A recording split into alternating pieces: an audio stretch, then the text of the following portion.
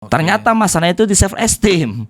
Masalahnya itu mereka gimana kita mau ini mas, kita tuh kayaknya nggak berharga deh, kayak kita dianggap ini deh, kita gini deh. Nah, akhirnya yang pada awalnya prinsip yang saya berikan adalah yang namanya self confidence itu boleh naik turun, tapi self esteem nggak boleh. Dilalahnya banyak orang yang self confidence-nya dikaitkan dengan sosok self esteem. Kalau saya terlihat begini nanti nanti orang mengetawain saya, menganggap saya begini.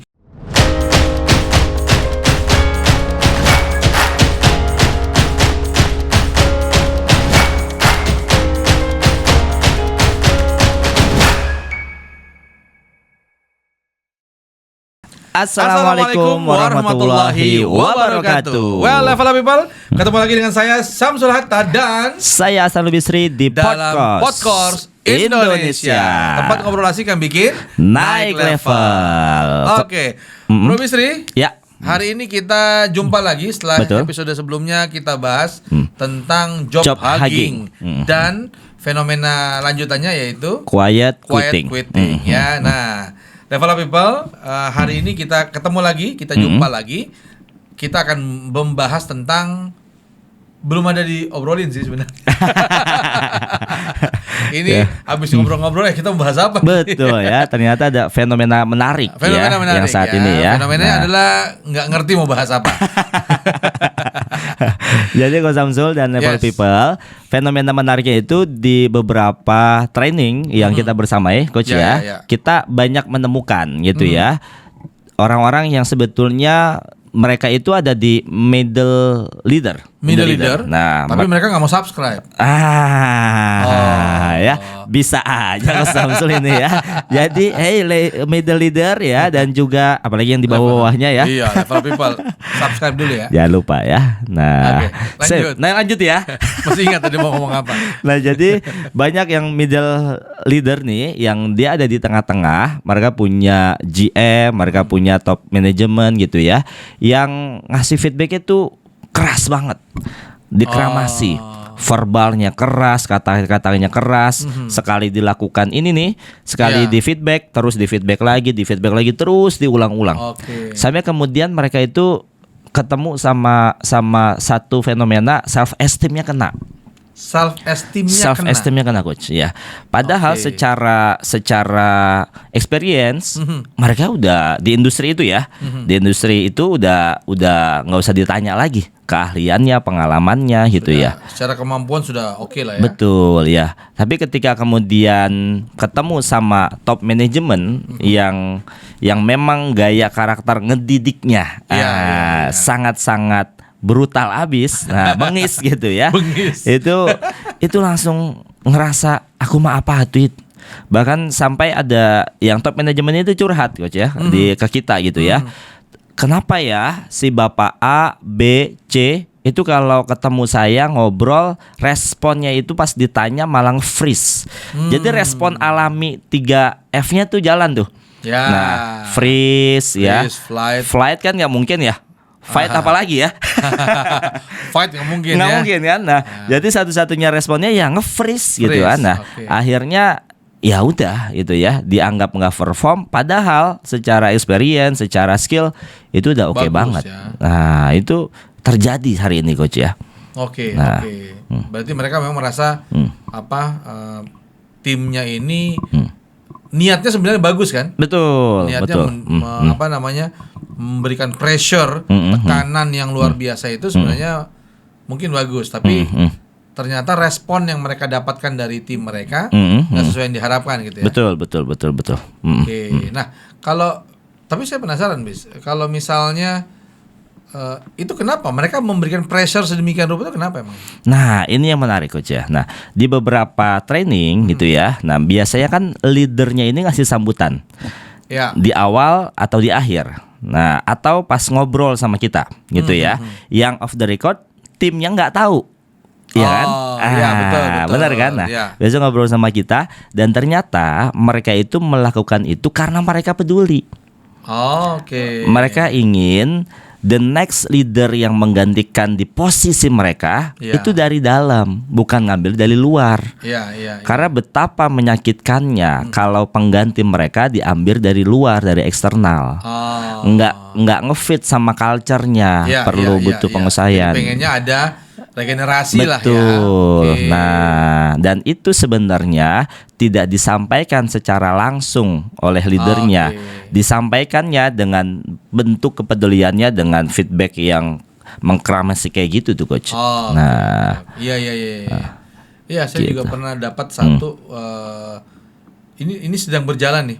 Sedang berjalan prosesnya. Akhirnya mintanya gimana supaya mereka begini. Ownernya sendiri yang minta. Ownernya direkturnya gitu ya. Ini begini sama begini. Nah, saya baru dengar aja curhatan dari owner, saya bilang iya pantas pada nggak berani ngomong ya. Cara ngomong ownernya juga kayak gini gitu kan. Nah, tapi menariknya level people, mungkin level people juga pernah dalam situasi seperti ini. Betul. Merasa atasan tuh keras, merasa atasan tuh terlalu pushnya tuh terlalu kuat gitu ya. Merasa wah ini toxic dan segala macam, padahal kalau kita lihat di sisi lain, atasannya punya niat baik. Atasannya punya niat baik. Contoh yang tadi Bisri bilang gitu ya, sebenarnya mereka mau ada regenerasi. Sama waktu yang saya sedang berjalan ini juga, ya ownernya bilang bahwa ya saya pengennya mereka juga bisa nantinya bisa naik di posisi-posisi strategis. Betul. Tapi mereka perlu tahu. Nah, kalau yang sedang saya tangani ini, ownernya bilang gini, nggak mungkin, saya nggak akan kasih mereka posisi strategis kalau mereka belum pernah merasakan di levelnya mereka ini bagaimana bergejolaknya dengan bertemu dengan klien, kemudian diomelin, kemudian mungkin mereka dapat permasalahan, mereka menyelesaikan permasalahan, itu mereka perlu rasain. Tapi ketika ketemu saya nggak ada yang mau ngomong apa masukannya, apa dari apa yang mereka temukan itu apa yang bisa diubah, apa yang kemudian ownernya atau direkturnya juga perlu tahu supaya mereka bisa bikin strategi yang lebih bagus. Nggak ada yang mau ngomong. Nge-freeze lagi gitu coach ya. Gitu, benar banget itu. Nah, kalau menurut Bisri gimana? Dilempar. Ya. Bisri lu gimana nih? Nah, kalau saya, beberapa kali waktu itu tuh membersamai sebetulnya bukan untuk ngomongin training itu coach sebetulnya. Nah, jadi kebutuhannya itu untuk presentation skill sebetulnya. Itu kan menarik ya. Jadi ketika membedah presentation skill itu, ternyata mereka itu punya satu kesamaan.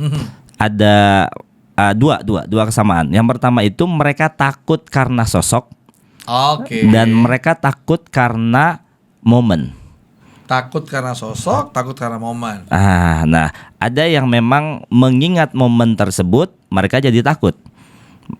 Momennya sebetulnya sama sosok itu juga. Iya, trauma, punya gitu trauma ya. Punya trauma. Nah, kemudian yang saat itu yang saya bantu saat itu dengan sebetulnya yang pertama memanai ulang. Nah, persentase redefine public speaking waktu itu, redesign presentation skill. Mereka sebetulnya memaknai public speaking mereka itu untuk apa dulu. Nah, karena mau nggak mau, suka nggak mau suka, mereka akan presentasi ke leader ini. Dan leader ini menilai kita dari respon kita. Nah, dari jawaban kita, dari bahasa tubuh kita gitu ya. Nah, disitulah yang akan dianggap ini perform atau enggak, ini bagus atau enggak, ini akan saya naikin jadi leader atau enggak, posisi strategis tadi atau enggak gitu ya. Nah, jadi waktu itu dimaknai ulang dulu tuh si public speakingnya. Nah, kemudian yang kedua, waktu itu saya ingat ada pada akhirnya sebetulnya kita concernnya nggak di confident. Nah, akhirnya diberesin tuh coach dengan circle of excellence gitu ya. Terus dengan apa tuh yang switch pattern gitu kan. Kemudian NBG, Neo Behavior Generator gitu ya. Untuk kemudian dihadirkan sosoknya. Kemudian dia perlu, kan saat itu saya ngomonginnya tentang awalnya gimana cara sistematis dan gimana caranya berpengaruh. Ternyata masalahnya itu di self esteem. Masalahnya itu mereka gimana kita mau ini mas, kita tuh kayaknya nggak berharga deh, kayak kita dianggap ini deh, kita gini deh. Nah, akhirnya yang pada awalnya prinsip yang saya berikan adalah yang namanya self confident itu boleh naik turun. Tapi self esteem nggak boleh turun. Nah, sebelum kemudian kita ngomongin teknik-teknik tadi tuh, coach ya, sama level people, saya kemudian mengajak mereka untuk masuk ke self esteem dulu. Memahami self esteem dulu. Betul, self esteem dulu. Nah, ilmu ini saya dapeti dari Mas Pras, bukan Pak Pras. Pak Pras ya. Nama sama ya. Namanya sama ya. Tapi nasibnya beda ya. Nasibnya dari Leo ya. Dari Leo ya. Nah, self esteem ini yang pertama kita perlu kemudian menerima diri kita dulu apa adanya. Menerima diri, acceptance gitu ya. Ingat momen saat kita betul-betul menerima diri itu seperti apa. Momen spesifiknya kayak gimana. Bahasa tubuh saat kita menerima diri itu kayak gimana. Setelah kita menerima diri, yang kedua adalah kita berterima kasih sama diri itu momennya kapan. Nah, kemudian baru setelah itu yang ketiga menakjubi diri. Nah, Mas kayaknya aku nggak ada yang bisa ditakjubi gitu ya. Nah, ya udah nggak apa-apa, kita bisa minjem sosok orang lain. Saya justru takjub atas ketidaktakjubanku. Bisa juga tuh ya. Nah, kok saya nggak nemu ya? Ya berarti kamu sedang menakjubi diri kamu ya. Nah, maka saya kasih contoh. Misalnya saya momen menerima diri apa adanya saat saya lagi SMP lomba pidato. Nah, kemudian contoh untuk berterima kasih saat saya umroh bersama kedua orang tua. Nah, itu berterima kasih banget sama Allah gitu ya. Yang ketiga menakjubi diri, sama tuh. Kayaknya saya kalau menakjubi diri kayaknya sombong gitu ya. Maka saya pinjam satu sosok. Sosoknya itu AA Ariel. Karena AA Ariel tuh kalau udah manggung, coach. Nah, saya ngelihatnya tuh kok bisa ya orang yang secara posturnya itu nggak tinggi-tinggi amat tapi bisa karismatik. Nah, momen menakjubkan itulah yang kemudian saya pinjam. Ke momen 3 momen inilah yang kemudian kita buat kalau di NLP coach ada kan circle of excellence.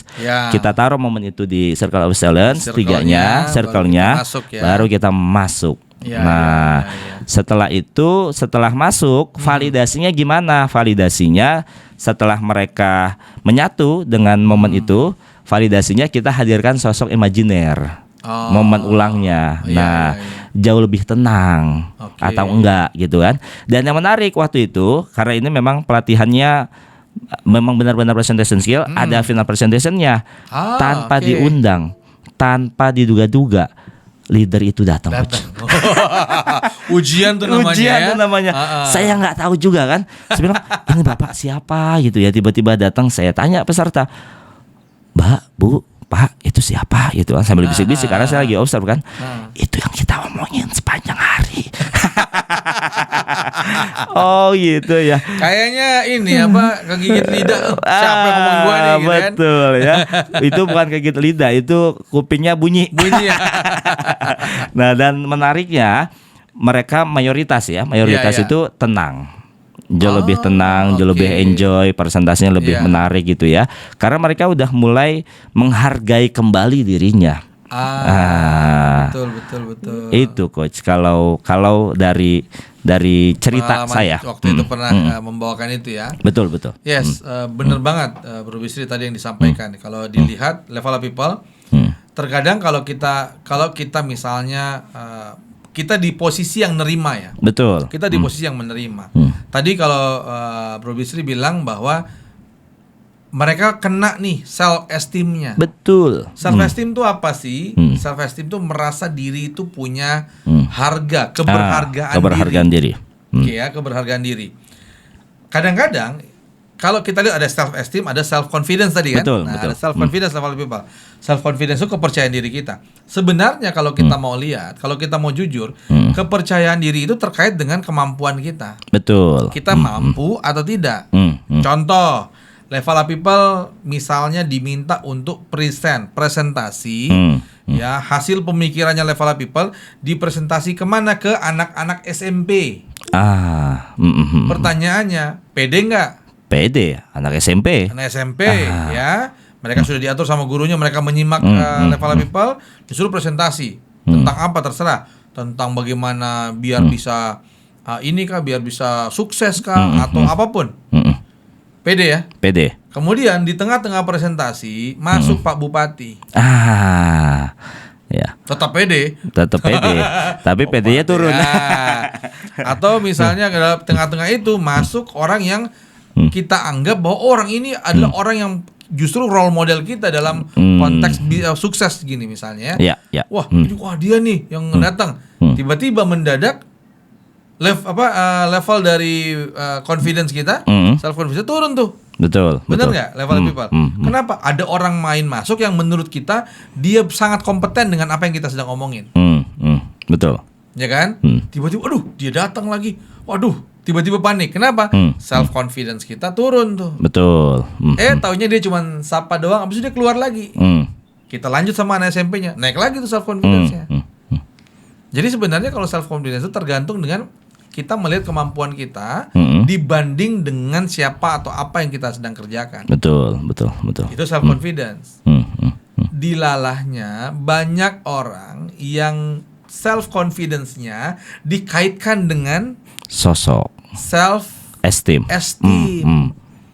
Kalau saya terlihat begini nanti nanti orang mengetawain menganggap saya begini. Kalau saya nanti nggak bisa, saya terbata-bata, nanti orang melihat saya begini. Dan itu yang menjadikan kita mengaitkan antara self confidence kita dengan self esteem. Seolah-olah kalau saya tiba-tiba tidak bisa menjawab pertanyaannya peserta, maka harga diri saya langsung jatuh. Bikin malu aja gitu ya. Nah, padahal siapa yang menjatuhkan harga diri kita? Kita sendiri. Kenapa? Harusnya sebenarnya kalau kita mau jujur, harga diri itu ya tetap aja dia di atas. Gitu ya, dia di atas. Betul. Ketika pun nanti kita nggak bisa jawab, ya sudah. Kalau kata Agim kan, ya tinggal jawab, mohon maaf saya tidak tahu. Kalau untuk pertanyaan itu selesai. Betul. Gitu, selesai gitu. Saya sering cerita di pelatihan-pelatihan. Kalau ini saya terbuka aja. Saya bahasa Inggrisnya cenderung pasif. Orang ngomong ngerti gitu ya. Kalau cuman sekedar English Jaksel sih, I can lah ya, gitu. Little I can lah gitu ya.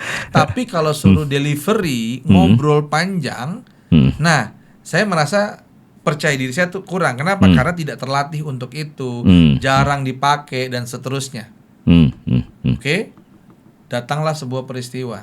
Saya diminta sama ada salah satu guru saya, gitu ya. Mas Samsul, pintarnya dia nanya gini, Mas Samsul, tanggal sekian sampai tanggal sekian kosong nggak? Kosong. Asik. Ada apa? Kalau gitu ikut pelatihan ini ya. Sudah kita fasilitasi semua, ikut pelatihan ini. Oke, kami langsung undang tuh gurunya dari Malaysia. Cuman dia memang hanya bisa dia lebih fasih bahasa Inggris. Mati gua kan. Nggak bisa ngelak kan karena dia udah nanya tanggal sekian sampai tanggal sekian kosong nggak? Oke, ya udah.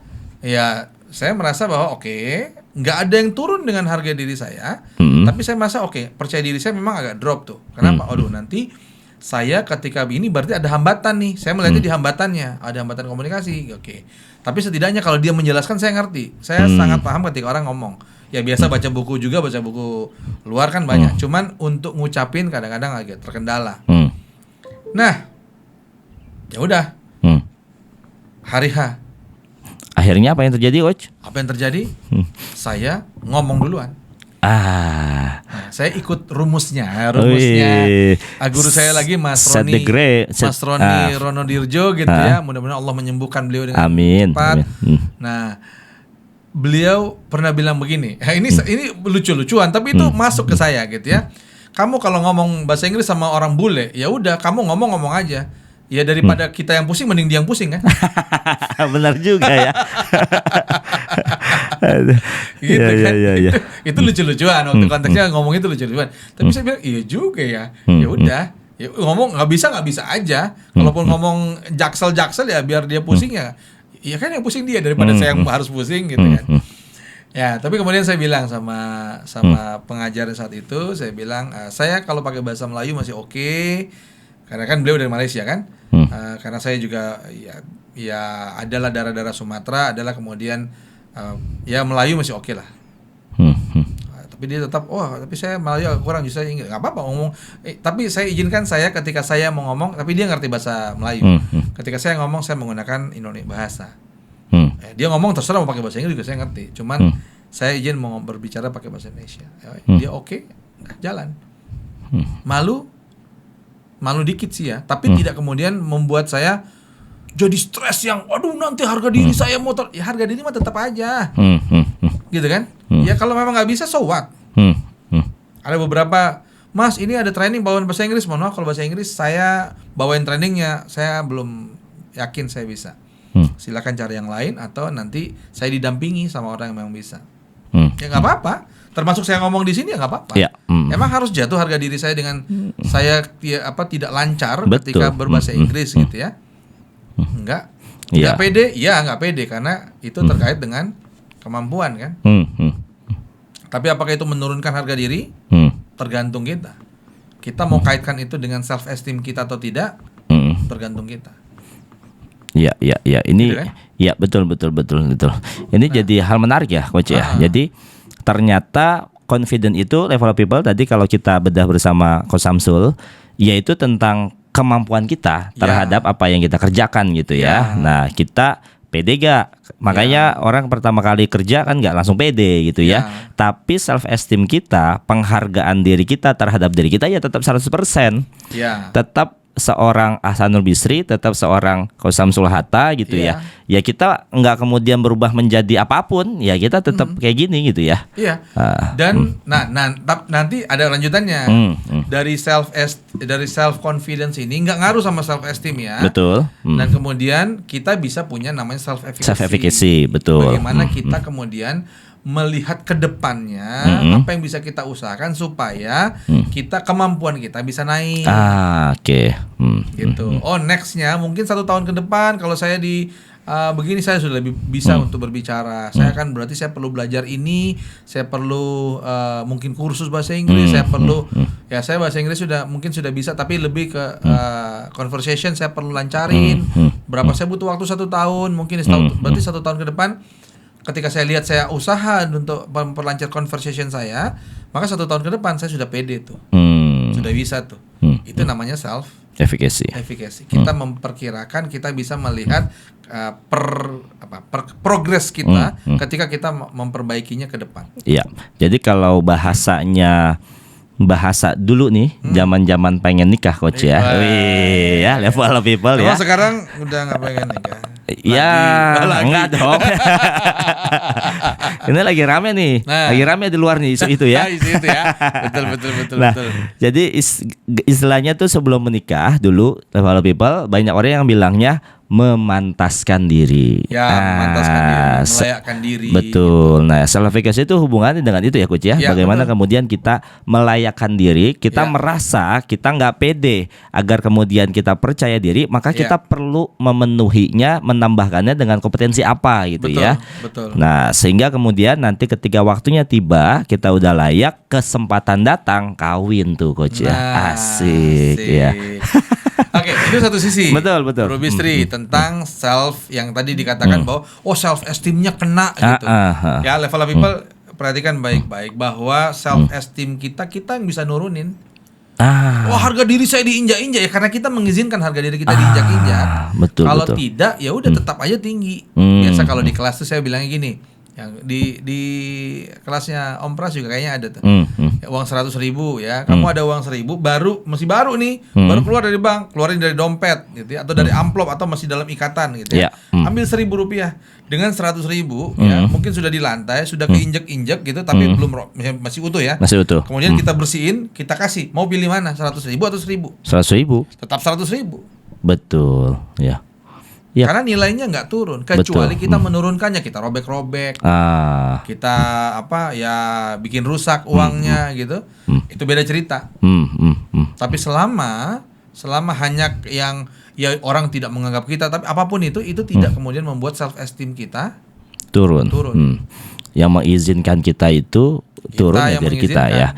Itu sama kayak ini level people jokes kayak gini, Coach ya. Kalau orang dikatain guguk, kalau dia marah, kita nggak boleh ngomong anjing di sini ya. Itu anjing. Nggak boleh ya. Nggak boleh ya. Kita ngomong guguk aja ya. Kalau orang dikatain binatang dia marah, berarti dia mengizinkan dirinya binatang. Iya kan? Ya, kalau memang bukan ya kenapa? Ya kenapa harus marah gitu ya? Kita manusia gitu ya. Nah, kecuali manusia bersifat anjing. aduh. Nah, gitu. Itu poin pertama, self esteem. Yang kedua, ketika kita di pressure sedemikian rupa, level up people, saya biasa kalau di training saya bilang gini, Bisri. Kita mau fokus kemana? Oke. Ke pesan yang dia sampaikan.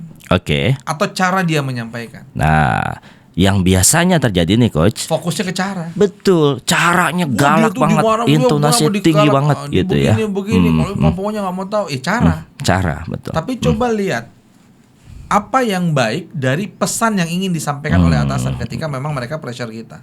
Itu ada proses NLP-nya tuh, apa coach?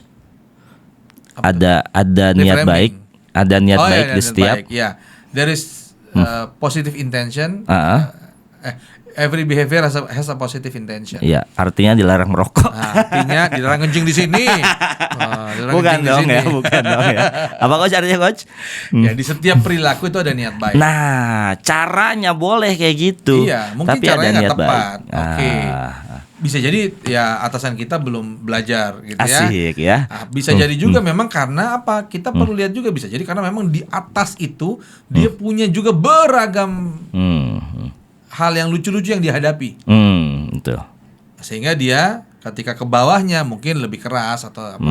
Atau mungkin dia punya niat baik ingin tempaan. Kenapa tempaan itu dulu dia dapatnya caranya begitu. Betul. Dia belum bisa menyesuaikan diri dengan sekarang caranya berbeda misalnya.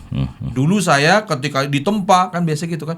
Saya dulu ketika ditempa oleh atasan saya, dihajar, dibegini sampai terbentuk kayak saya sekarang. Itu dia pengen turunkan, niatnya bisa jadi baik. Betul. Intensinya baik. Mungkin caranya nggak tepat. Betul. Nah, makanya poinnya kita mau lihat apanya, lihat cara, fokus pada caranya, atau fokus menangkap niat atau inti dari apa yang mau dia sampaikan. Betul. Oke, kalau kita fokus ke caranya, ya udah kita bakal baper habis itu coach ya. Ya udah baperan aja, siapa aja baper. Kenapa? Cara itu tergantung yang ngasih. Betul. Kalau dia sesuai dengan kita, tergantung sesuai atau enggak. Betul. Ada juga kok yang kemudian dia menganggap cara itu ya bagus. Saya merasa betul-betul dibentuk sama dia, ya berarti terima. Tapi ada juga yang enggak. Itu kan tergantung cara. Betul. Tapi ketika kita menangkap niatnya, isi pesannya, maka kita bisa fokus ke situ. Cara ya bisa jadi kita mereframe, melihat dari sudut pandang yang berbeda. Mungkin dia lagi capek, mungkin dia memang dulu dapat didikannya seperti itu, maka dia turunkan seperti itu, dan seterusnya. Iya, artinya kalau kita lihat secara holistik gitu ya, saat kita diberikan feedback dan baper, ternyata ada orang yang merasa cocok gitu ya. Betul. Berarti kan dengan cara-cara yang seperti itu bukan berarti nggak cocok, cocoknya ke kita. Karena kita punya peta model di kepala kita. Kalau kamu ngasih tahu itu tuh yang lemah lembut, yang pelan-pelan, karena didikan kita modelan gitu ya. Nah, sedangkan baby boomers, dididiknya dengan keras, dengan pain. Minimal rotan lah ya. Minimal rotan ya, penggaris kayu. Penggaris kayu gitu kan ya. Kayak dulu kan fenomena di sekolah kan. Kalau dulu kita dipukul guru, ngasih tahu, "Pak, guru pukul saya," gitu. Bagus gitu ya. Kenapa kamu dipukul guru? Gara-gara saya begini. Sini kamu sini. Dipukul balik ya. Kalau sekarang gitu ya, wah itu jadi masalah itu ya. Dan kitanya yang bikin masalah juga. Kita nggak rela lah kita digituin. Jadi itu Bro Bisri. Jadi kita mau fokus melihat apanya, caranya, atau memang inti pesannya, atau niat dari apa yang dia ingin sampaikan itu gitu. Nah, maka ya kalau saya sih melihat fokusnya ke niat atau ke menangkap isi pesan yang betul-betul mau disampaikan. Sehingga cara bisa jadi berubah. Nah ini jadi hal menarik nih coach. Kan ada orang-orang yang kecenderungannya itu menerima informasi, ada yang visual, ada yang auditori, ada yang kinestetik. Nah, untuk orang-orang yang auditorinya cukup kecenderungannya besar gitu ya, mendengar intonasi tinggi, nah itu kan memunculkan rasa tuh. Iya kan? Nah, atau orang-orang visual yang kemudian melihat ekspresinya udahlah menyeramkan gitu ya, kemudian pakai bahasa tubuh yang tegas gitu, bahkan pakai gebrak meja misalnya gitu ya, dengan intonasi yang melengking gitu ya. Nah, itu gimana cara meresponnya biar tetap tenang dan fokus pada pesannya gitu ya. Sedangkan yang dilihat, kok sampai segininya ya. Nah, ini menarik nih. Yang pertama dulu saya jawab dulu ya. Saya jawab dulu. Beberapa poin nih. Jawabannya ada beberapa sudut pandang. Sudut pandang pertama, bisa nggak kita bilang, hey Pak, nggak boleh gitu sama saya ya? Bisa nggak gitu? Tidak bisa, Coach. Nggak bisa. Berarti perilaku dia nggak bisa kita kontrol dong. Betul. Kita nggak bisa bilang, Bapak lain kali Pak, saya nggak mau Bapak ngomong saya kayak gitu. Nggak bisa. Iya. Nah, maka jangan fokus ke caranya. Oke. Nggak bisa kita kontrol. Maka yang bisa kita kontrol apa? Respon kita. Nah, iya kan? Respon kita. Nah, dari respon kita inilah kemudian apa yang bagus kalau memang ketika kita mendengar nada tinggi, kemudian agak membentak, itu emosi kita naik. Kenapa? Normal. Nah, orang yang bisa mengelola dirinya bukan kemudian orang yang tidak memunculkan emosi apa-apa. Tapi ketika emosinya muncul, satu, dia bisa mengenali emosinya. Kemudian dia bisa men-treatment atau dia bisa mengelola emosi yang muncul itu untuk dijadiin apa. Ya. Jadi artinya kalaupun kita mendengar ketika di feedback itu kita marah gitu ya, gitu kan? Itu wajar, Coach, ya? Gitu, wajar. Nah, tapi ketika sudah keluar, kita bisa mengelolanya. Ini saya sedang merasa marah nih. Bukan saya marah. Kita mengenali saya ya. kan Samsul Hatta bukan marah kan? Bukan, saya merasa marah. Nah, teman-teman ini juga karena kita kan belajar linguistik ya, NLP. Ketika saya bilang saya marah, artinya saya marah tanpa ada pilihan lain. Tapi kalau saya merasa marah, kita juga sambil sebenarnya ada presuposisi di balik itu ada perasaan lain yang bisa saya juga pilih. Lagi ngantri, yang lagi ngantri nih, yang bisa saya pilih gitu. Nah, sehingga kita bisa lebih mudah atau untuk apa? Untuk mengelola. Kita kenal dulu. Kan tak kenal maka Ta'aruf. Kita kenalan dulu sama emosi kita supaya bisa kita kelola, bisa kita manage dengan baik. Sehingga ketika kita dapat stimulus dan emosinya naik, nggak apa-apa. Tapi ketika dia keluar emosinya, kita bisa untuk mengendalikannya, kita bisa untuk mengelolanya. Itu yang paling penting. Jadi self management itu bukan kemudian emosinya kita hilangkan, nggak bisa. Iya. Normal orang nggak ada emosi kan? Aneh gitu. bener itu ya. Nah, justru orang normal itu justru memang emosinya keluar. Pertanyaannya ketika emosinya keluar, emosinya yang mendominasi dia atau dia yang bisa menghandle, mengelola emosinya, dia yang mendominan untuk, emosi sekarang kamu keluar marah ya. Yaudah, marahnya ini kita jadikan apa? Jadikan sesuatu untuk kita bergerak, sesuatu untuk kita memotivasi kita, atau marahnya ini kemudian saat saya coba perluas sudut pandang saya, ternyata marahnya ini jadi respect. Ternyata dia suruh saya begini sebenarnya untuk ini toh. Bisa jadi untuk ini toh. Yang tadinya marah tuh, bisa jadi respect, bisa jadi kekuatan kita untuk bergerak memenuhi atau kemudian mencapai tujuan yang memang diharapkan oleh atasan kita dan juga mau dicapai oleh kita. Oke. Nah, ini menarik aja. Jadi ternyata kita boleh aja merasakan apapun gitu ya yang kita sedang rasakan ya, asal kita kemudian tidak melabeli saya sedang marah, tapi saya sedang merasa gitu ya, sehingga kita punya opsi, ada opsi rasa lain. Betul ya, agar kemudian jeda sejenak dan kita bisa memilih opsi yang lain. Nah, yang jadi pertanyaan berikutnya, ini level of people, ini terjadi Coach ya. Ini terjadi dan beberapa leader itu curhat. Saya itu ketika sedang ngasih tahu tim saya itu responnya, wajahnya mungkin karena kurang setuju, karena kurang suka, itu terlihat dari visualnya, dari wajahnya itu ya. Nah, wajahnya wajah tuh wajah hiya. Iya ya, sehingga hiya. Nah, itu gimana Coach? Gimana kemudian cara kita ketika meresponnya biar kemudian nggak kelihatan tuh wajah kita, gue ini lagi marah sama lu gitu. Oke. Nah, tadi kalau kita belajar di neurolinguistic programming kan ada hubungan antara pikiran, perasaan sama fisiologis. Perubahan ekspresi itu kan fisiologis. Kenapa? Betul. Karena perasaan. Justru ketika berubah ya normal. Karena perasaannya marah, dia terekspresikan kan di visual atau di fisik kita ya. wajah kita berubah, warna merah atau kemudian lain-lain gitu. Nah, tapi poinnya adalah ketika kita bisa mengelolanya dengan baik, maka kita bisa melihat perspektif yang lebih luas, kita bisa melihat hal yang lain, dan kemudian kita bisa mengendalikan atau mengelola itu. Pertama, atau kedua, kita juga bisa kita bisa tidak kemudian menahan itu, tapi kemudian kita sampaikan dengan cara feedback yang tepat, ketidaksetujuan kita, sudut pandang kita dan lain-lain. Nah, ketiga sebenarnya tarik mundur ke belakang. Sebelum berhadapan dengan leader kita, apa yang ada di mindset kita? Kalau kita sudah bilang, wah ini kalau gue dikeramasin, gue pasti dia marahin, gue pasti begini. Itu yang sudah kita tanamkan dalam pikiran kita, maka kita akan hadir dengan perasaan ready untuk perang.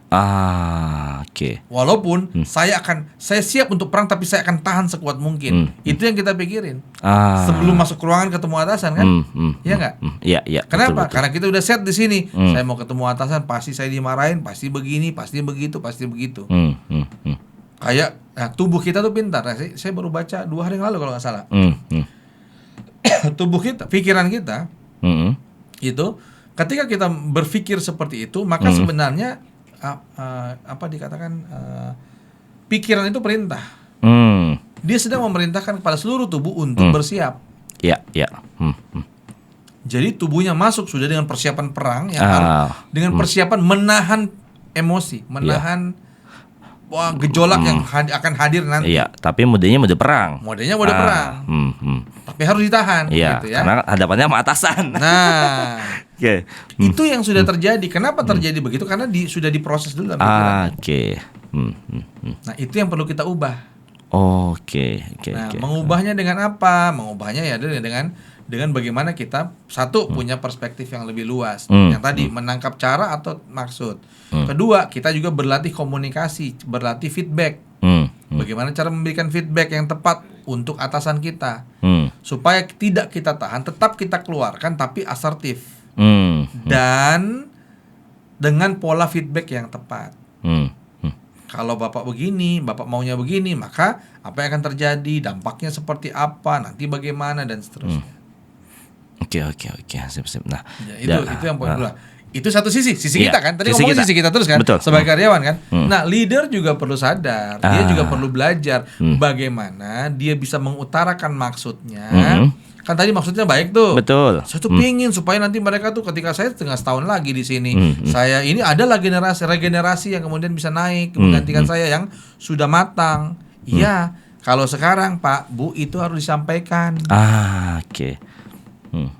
Sampaikanlah kepada tim Anda, pelajari bagaimana cara memberikan feedback kepada tim kita supaya apa? Mereka juga ready, mereka juga siap. Oke, saya siap bukan untuk perang, saya siap menerima sebuah model treatment untuk menjadikan saya naik level. Jadi framing di awal itu bagian dari mengkondisikan mental tim kita gitu. Betul. Ya. Nah, jadi tim kita secara mental, secara pikiran ketika dikasih feedback ataupun one on one, dia tuh nggak lagi pikirannya mode perang, tapi mode pasti ini untuk perbaikan saya. Mode untuk naik level gitu ya. Iya. Oh, ini menarik ini coach ya. Cakep. Gitu. Jadi ya kita juga perlu level people kita juga ya kalau kata ayah saya dulu, kamu tuh cengeng sekali gitu kan. Anak dulu kan begitu ya. Iya betul ya. Cengeng banget, begitu aja sudah nggak gini aja begini. Wah ayo Pak, panggil bapak ya. Pak itu di sekolah begini, kamu baru begitu udah cengeng katanya. Sebenarnya kan itu juga bentakan. Betul. Tapi sebenarnya apa? Ya itu kan sebenarnya kalau kita tarik itu kan. Ya sama, itu kan ngomongin mental. Mental kan ngomongin perspektif. Bagaimana kita melihat kejadiannya, bagaimana kita memaknai kejadiannya. Mental kan itu. Iya. Nah, ketika kita misalnya dapat atasan yang seperti itu gitu ya, pertanyaannya kita mau bawa itu ke perspektif apa? Oh, ternyata nggak bisa Mas Samsul. Emang atasannya tetap salah. Oke, kasih tahu dong kalau dia salah. Lo nggak bisa, masa kita kasih tahu atasan cari mana undang-undang yang mengatakan bawahan nggak boleh ngasih masukan ke atasan. Di aturan kerja, di aturan kantor sampai ke aturan negara, cari mana aturannya kita nggak boleh kasih masukan ke atasan. Nggak ada. Tapi ada cara yang tepat, tergantung bagaimana caranya. Karena memang atasan punya wewenang juga untuk mecat kita. Betul ya. Tapi bagaimana cara menyampaikan yang tepat, itu yang perlu kita pelajari. Karena ada caranya, ada polanya, itu yang perlu kita pelajari. Ya, mau tahu polanya?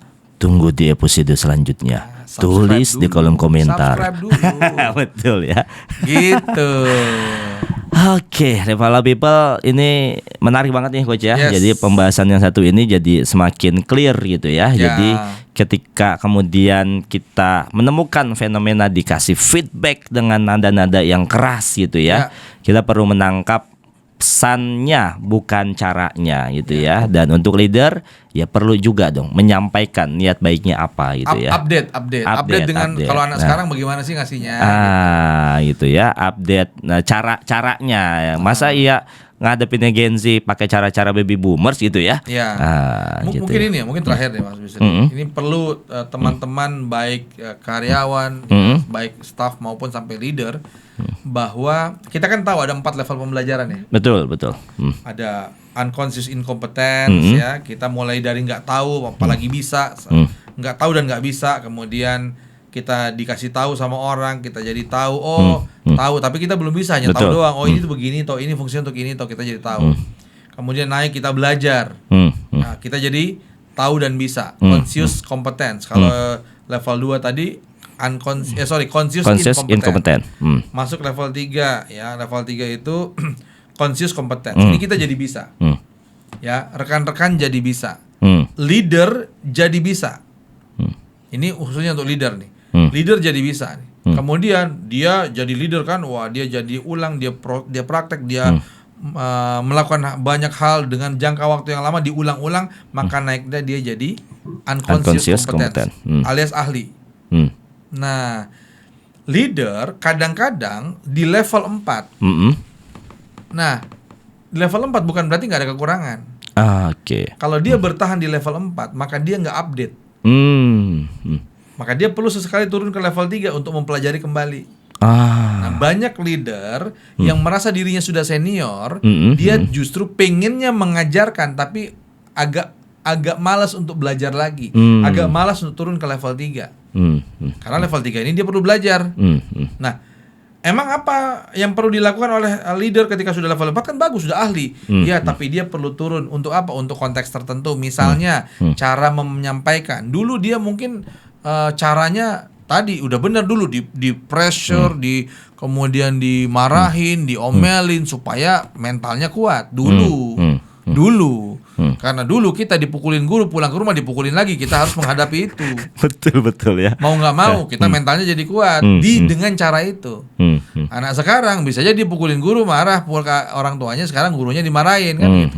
Dia merasa selalu mendapatkan safe, aman, nyaman. Maka caranya bisa jadi berbeda. Kalau leader dulu tidak mau turun level 3 yang mempelajari gimana cara anak sekarang dikasih tahu, gimana cara Gen Z itu perlu difasilitasi untuk proses pembelajaran mereka. Dia nggak mau turun ke sini, dia mesti menggunakan keahliannya dia yang dulu, pengalamannya dia yang dulu, maka nggak nyambung. So leader turun lagi ke level 3 untuk konteks tertentu. Apa? Misalnya belajar cara bagaimana menghadapi Gen Z. Gak bisa pakai pengalaman kita, gak cocok tuh. Turun lagi ke level 3, belajar lagi. Karena kita jadi conscious competence. Belajar lagi, update lagi. Oh gini caranya Gen Z, harus begini caranya. Gak terbiasa kita, belajar lagi. Kita belajar pelan-pelan, gimana cara ngasih taunya. Oh sekarang kalau dulu itu pakai direction, sekarang ada coaching, ada mentoring dan lain-lain. Belajar ulang-ulang, nanti akan naik lagi ke level 4. Level 4 kita jadi lebih kuat. Betul. Naik turun. Ya. Jadi belajar terus ya. Belajar terus belajar gitu ya. Gitu. Sip. Level People, kalau pengen terus belajar dan belajar terus, jangan lupa subscribe Podcast Indonesia. Asik. Oke. Sepertinya sudah cukup panjang. Cukup panjang ini ya obrolan kita ya, dan mudah-mudahan bermanfaat ya. Amin ya. Kok kita ya. Saya Hasanul Bisri undur diri dan juga Samsul Hatta. Sampai jumpa di episode selanjutnya. Assalamualaikum warahmatullahi wabarakatuh.